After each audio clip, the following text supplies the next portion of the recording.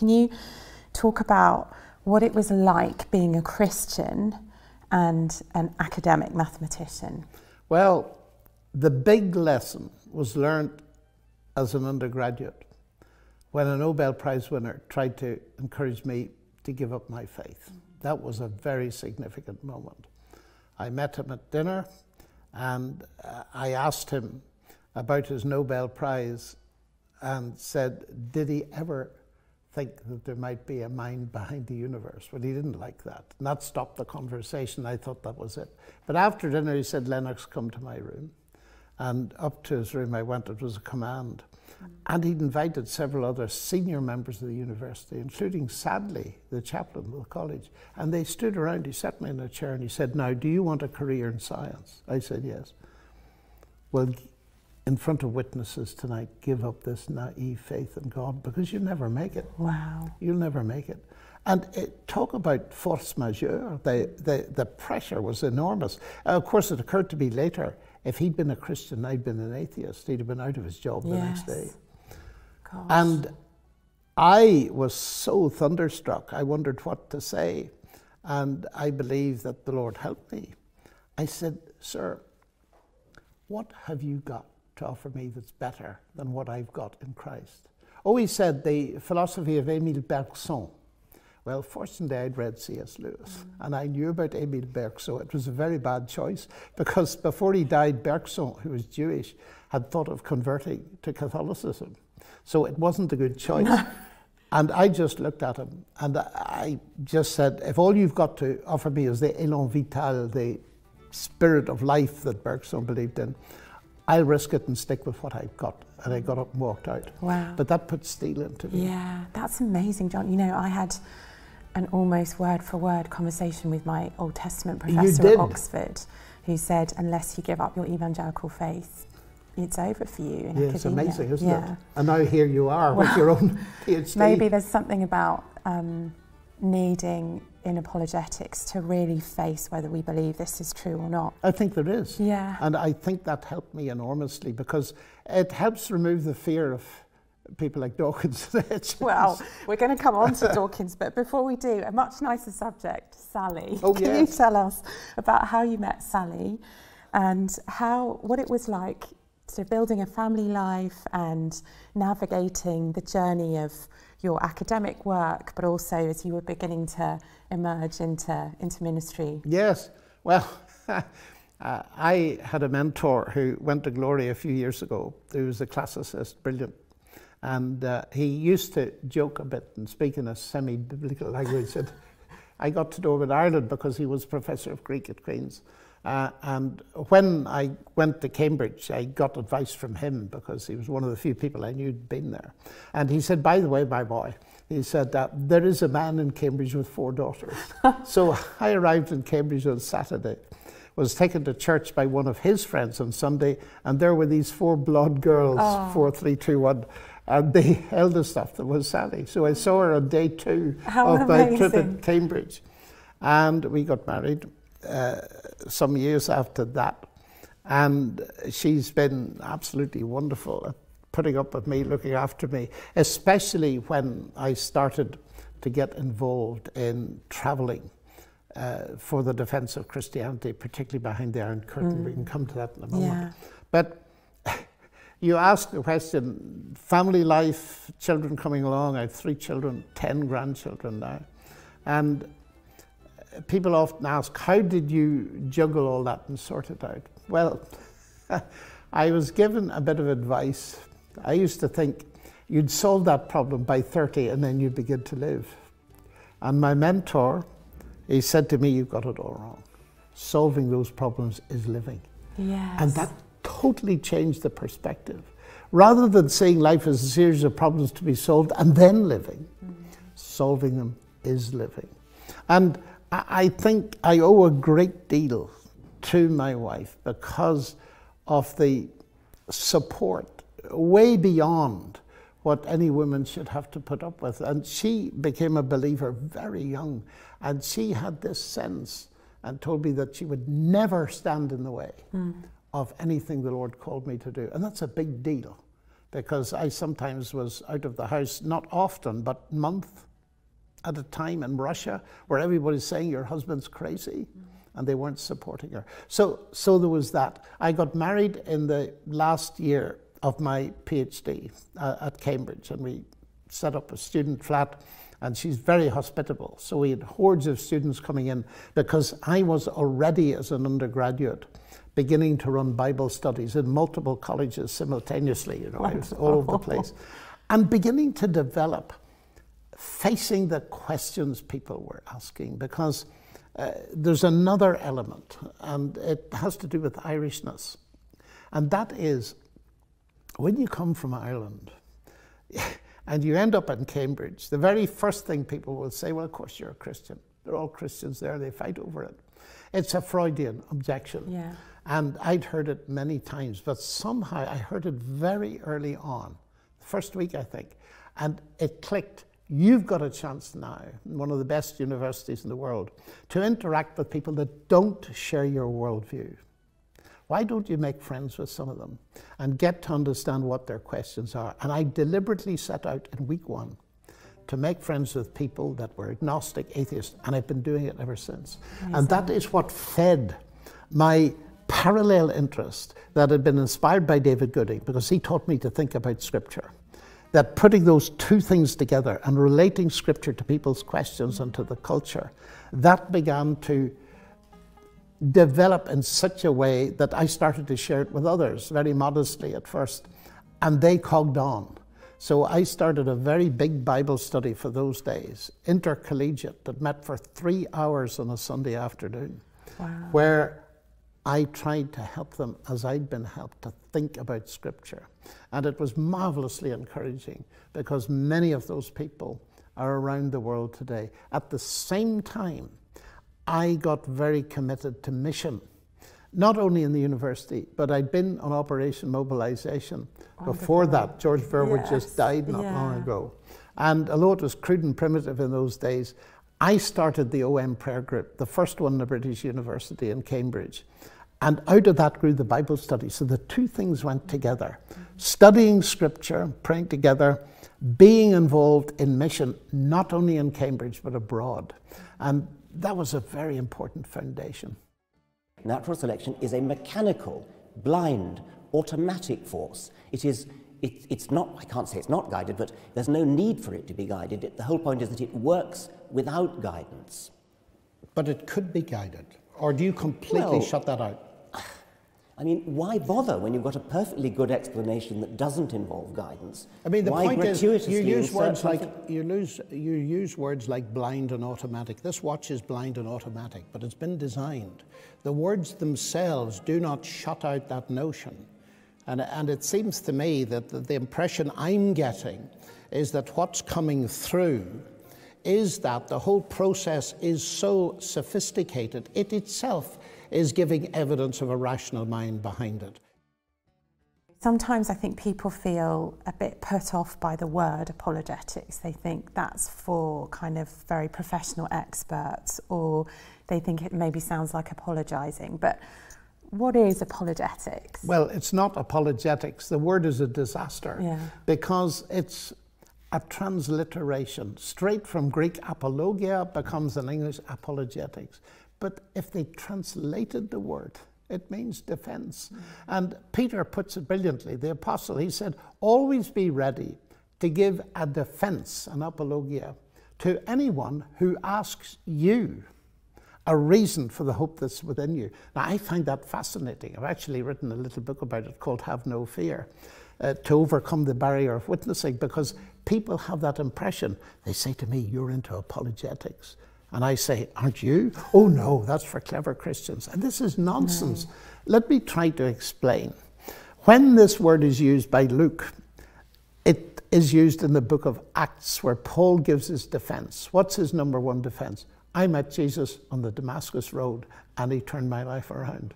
In other words, his primary defense was his personal experience of the risen Christ. No one could take that away from him, and no one can take it away from you or me. So our apologia, let's use the word, our defense, I like the definition that Peter May set up for it, persuasive evangelism, because think of the context.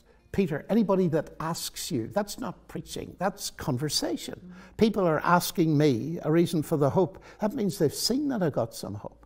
So I am supposed to live actually in such a way that people see I've got hope.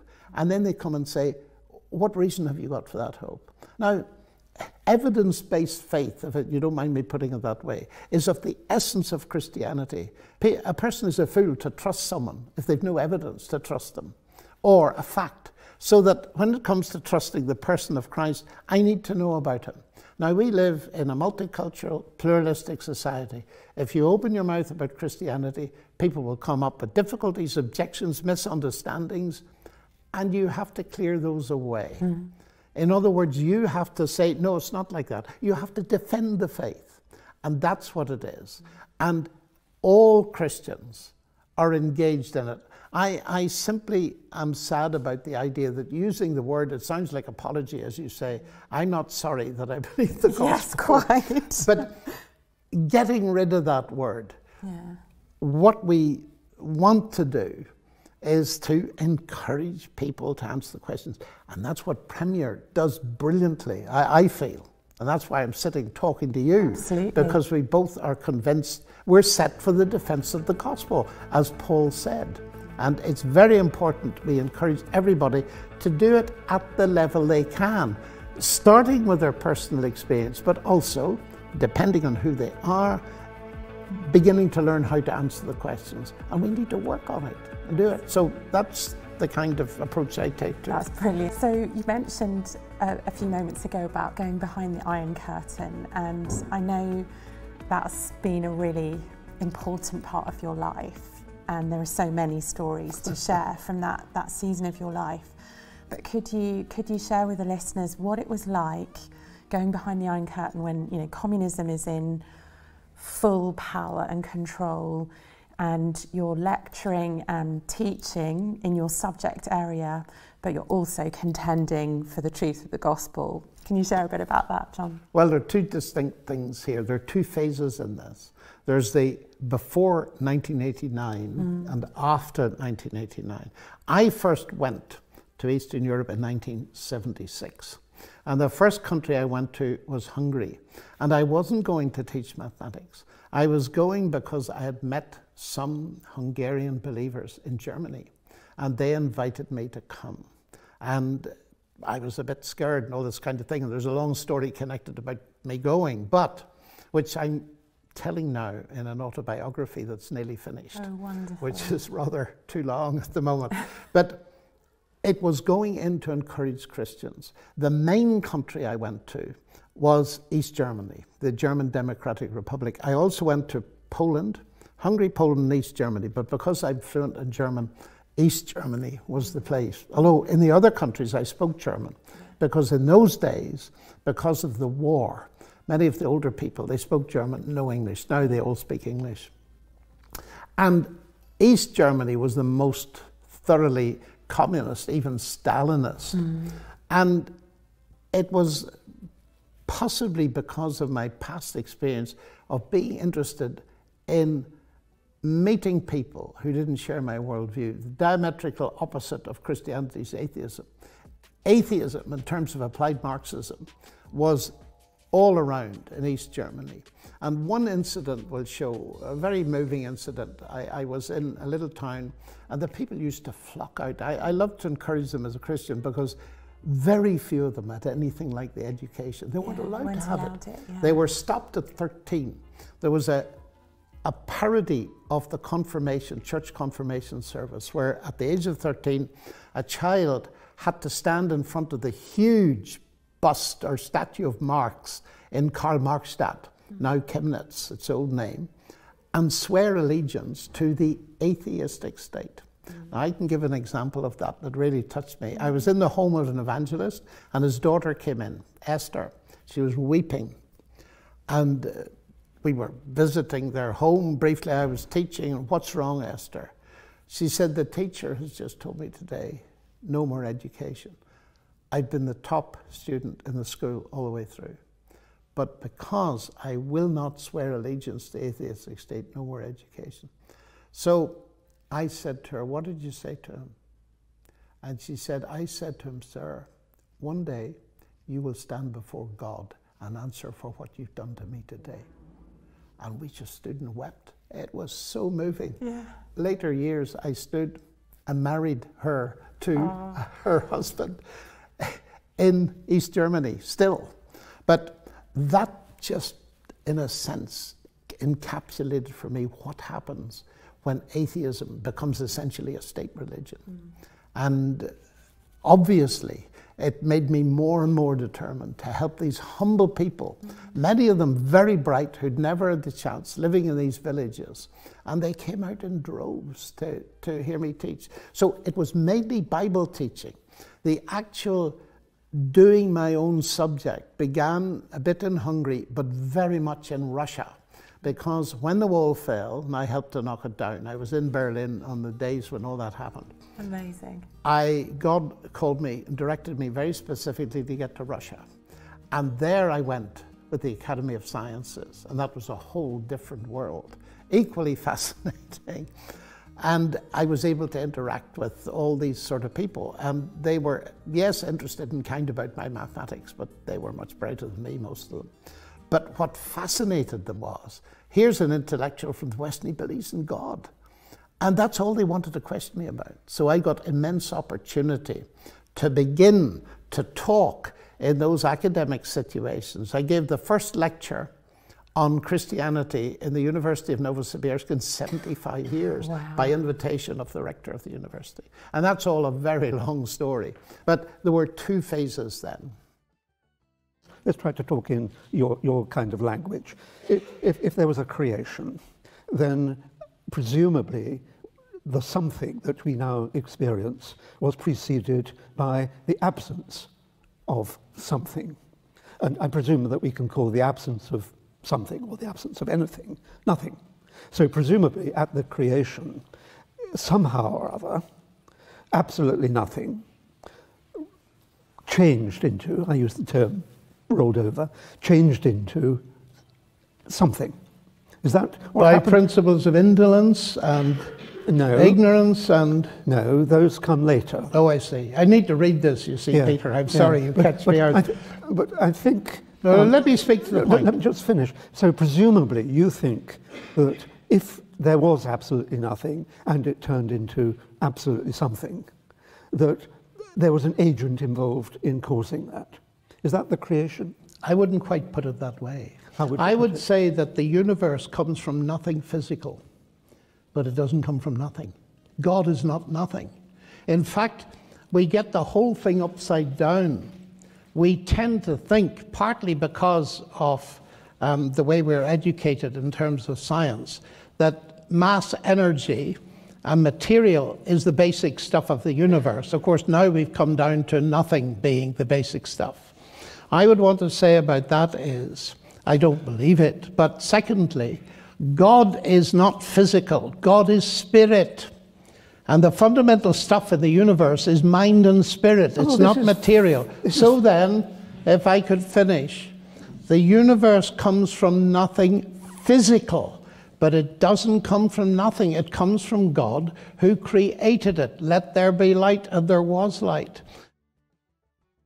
So it seems like the Lord has taken you into very strategic places and strategic times in world history where there's great kind of power, I guess, contending against the truth of the gospel, the power of atheism and, you know, the communist setup behind the Iron Curtain. But actually, after 9/11, the world changed here as well. And you were in a position, I think, to speak into the rise of the new atheism in the most amazing way. Can you share a bit with us about how 9/11 changed the discourse around God and atheism and your experience of taking on some of those four horsemen of the new atheism? Yes.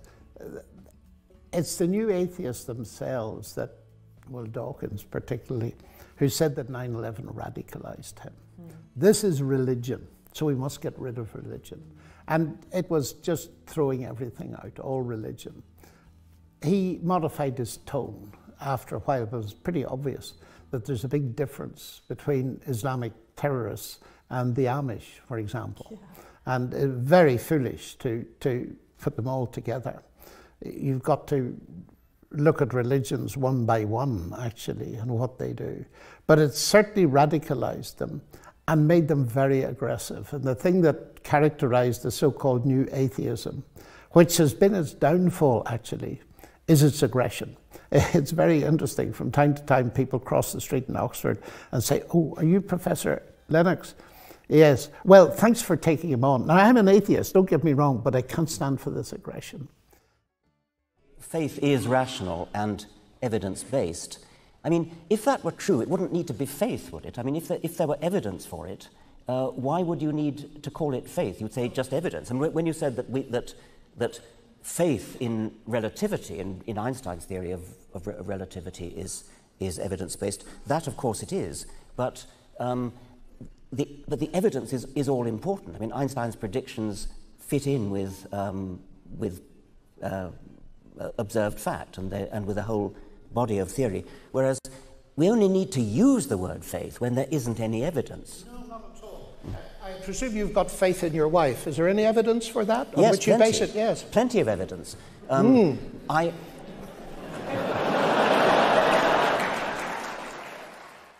The debates with Dawkins came about not through me at all. I had never done any debating, but a friend who became a friend in America was in Oxford trying to find someone who would help him reach some of the circles in Birmingham, Alabama, of all places.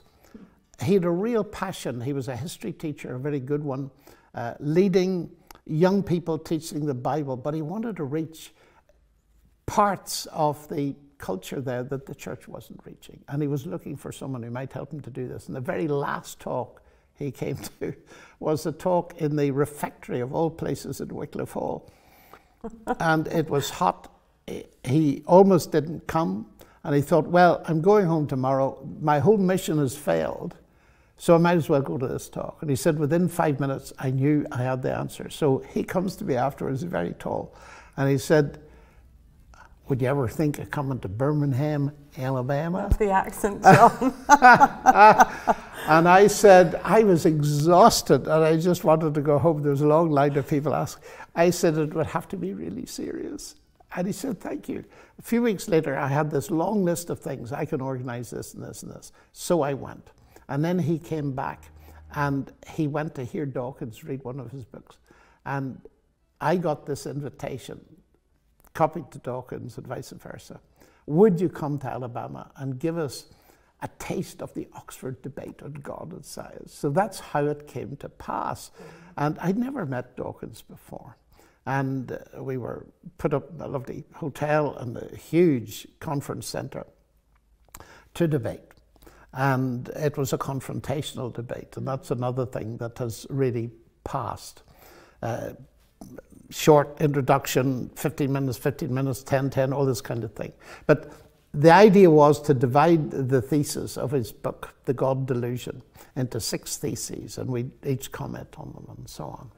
And just before the debate, I met him. We got on reasonably well. And he said, I don't debate. Well, I said, if it's any consolation, I don't either. I've never done one.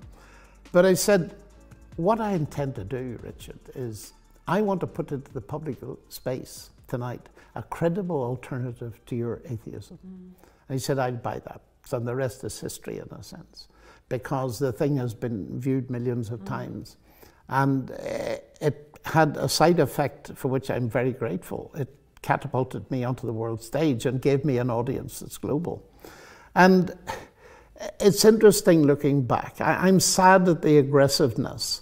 And I did my best to read and study. It took an awful lot of preparation because these things are very expensive in time and preparation. It's much better to do a moderated discussion or have a discussion like we are having now, but talking about a subject. So that is how I got into it. It was quite a terrifying experience. Now, Richard has just contrasted science and religion being content with not understanding, whereas science is unraveling the understanding of the universe. And I understand and feel the force of that objection very strongly, because sometimes Christians, I admit, have been guilty of a lazy God of the gaps kind of solution. I can't understand it, therefore God did it. And of course, God disappears as the gaps close. But I'd like to point out that there are two kinds of gap, ladies and gentlemen. There are gaps that science closes, and I call those the bad gaps. But there are also gaps that science opens, and we may come to some of those later. But as for the idea itself, Richard referred to the very important fact that science, modern science as we know it, exploded in the 16th and 17th centuries, and it arose out of a theistic background. And many philosophers of science have studied this and come to the conclusion that's now called Whitehead's thesis, that human beings became scientific because they expected law in nature, and they expected law in nature because they believed in a lawgiver. I think that is profoundly important, because it means, far from religion hindering science, it was the driving force behind the rise of science in the first place. And when Isaac Newton, for example, discovered his law of gravity and wrote down the equations of motion, he didn't say, marvelous, I now understand it, I've got a mechanism, therefore I don't need God. In fact, it was the exact opposite. It was because he understood the complexity and sophistication of the mathematical description of the universe that his praise for God was increased. And I would like to suggest, Richard, that somewhere down in this you're making a category mistake, because you're confusing mechanism with agency. We have a mechanism, it does X, Y, and Z, therefore there's no need for an agent. I would suggest that the sophistication of the mechanism, and science rejoices in finding such mechanisms, is evidence for the sheer wonder of the creative genius of God. One of the most interesting was with Peter Singer in Melbourne. He's Australian, but he's got a chair at Princeton. We're talking, ladies and gentlemen, about two diametrically opposed worldviews. And the easy way to see that is, Peter will say, look, he accepts the universe, as I understood you, Peter, as a brute fact. It's there. So in that sense, it's for you ultimate reality. Everything else is derivative, including mind, intelligence, and the idea of God, because there isn't a God. I take the exact opposite view, that the mind is primary, not derivative. In the beginning was the Word, in the beginning was God, and the mass energy, the universe, or multiverse, or whatever we think of it as, is derivative. That is the issue between us. And as someone once put it, the question is not whether there is an ultimate fact. The question is, which ultimate fact do we believe in? And Peter believes in the universe in that sense, or as his ultimate fact, and I believe in God. And my argument simply is here that far from, I can't speak for other religions, Peter, I can speak mainly from my own faith, they must defend themselves, but it seems to me that Christianity makes far more rational sense. And I did mention it does seem to have been the foundation for modern science. I explained to the audience, as I always do, my background, my parents Christian, all this kind of thing. So we were talking about the existence of God, the big audience, Melbourne Town Hall, and Peter started and he said, well, there you are. John has just given my main objection to religion, that people stay in the faith in which they're brought up, you see. And I thought when I heard that, this is going to be wonderful. Because when he ceded to me, I said, now Peter, I've told them about my parents, and you have made a point about that, but tell me, were your parents atheists? And he said, yes, they were. Oh, I said, so you've been kept in the faith in which you were brought up. And he said, oh, but it isn't a faith. Peter, I said, I'm really sorry. I was under the impression you believed it. And it brought the house down, and cyberspace went viral. Here's one of the world's leading philosophers who doesn't see that his worldview is a belief system. It was staggering. But afterwards, we had a long chat, and I was deeply moved by what he said to me, because he is an ethicist with some very extreme views. And I had some awful letters before I debated him. I should eviscerate him intellectually and all this, but I didn't. I started off by saying, many of you will be aware of his extreme ethical views, and I do not share them. But I think they proceed from his atheism. And that's what we're going to discuss. But first, before we start, I want to recommend one of his books to you. And it's called The Life I Can Save. And I said, as a Christian, I learned a lot from it. Afterwards, he came up to me, stuck out his hand. He said, I want to thank you. I said, what for, Peter? He said, no Christian has ever treated me like that. Wow. And it was deeply moving. Yeah. And he said, I want you to be the guest of honor at a lecture I'm giving private tomorrow night. And it was very difficult, but I went. Wow. And, you know, I was deeply moved by that, because what I learned from the slides he showed was that his family had been desperately damaged by the Holocaust. And once you discover that, you understand. But the really funny thing was, I had a friend who organized that lecture, and he comes from a Hungarian Jewish family, exactly like Peter Singer. So he went up to Singer and he introduced himself, and he said, and we're from the same background. Singer was delighted. And then this chap says, I'm a Hungarian Jew and I became a Christian. I changed my worldview. So the very first person that spoke to him was a person that had changed their worldview. Now, for me, looking back historically, experiencing the power of the gospel to change people's worldview was crucial to me. Because coming from Ireland, where people just said, well, you believe it because you're born that way, and Singer saying the same thing, the fact that the gospel can help people to change their worldview is very important. And of course, I'd experienced it at Cambridge and so on. Quỹ đạo của dao động có chiều dài là bao nhiêu? Thì như cái câu trên á, thầy đã nói rồi, trong một dao động thì quãng đường nó đi được luôn là 4A. Như vậy ở đây suy ra trong 10 dao động toàn phần, đúng không ạ? Các bạn nhân lên 10 nhân 4, được chưa? 10 nhân cho 4A, tức là 40A này. Và đề bài người ta cho mình biết quãng đường nó dài 120. Vậy từ đây các bạn suy ra A được, đơn giản đi nó ra là 3 cm.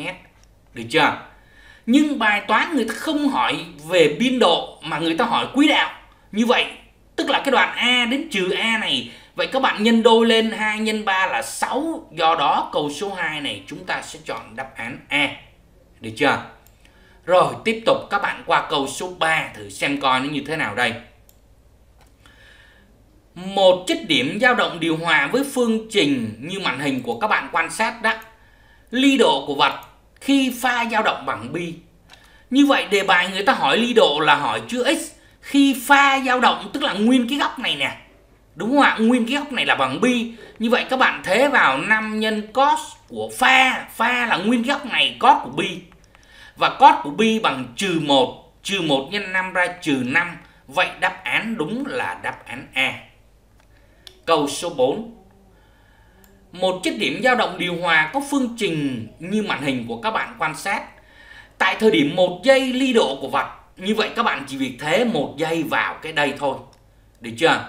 Do đó cos của 10 bi nhân 1. Đúng không? 10 bi là số chẵn rồi, thầy bỏ đi. Vậy cos của bi trên 3 thôi. Cos của bi trên 3 thì nó sẽ bằng là 1/2. 1/2 nhân cho 5 căn 3 thì có phải là nó bằng 2,5 căn 3 không ạ? Như vậy câu số này đáp án đúng của các bạn là đáp án D.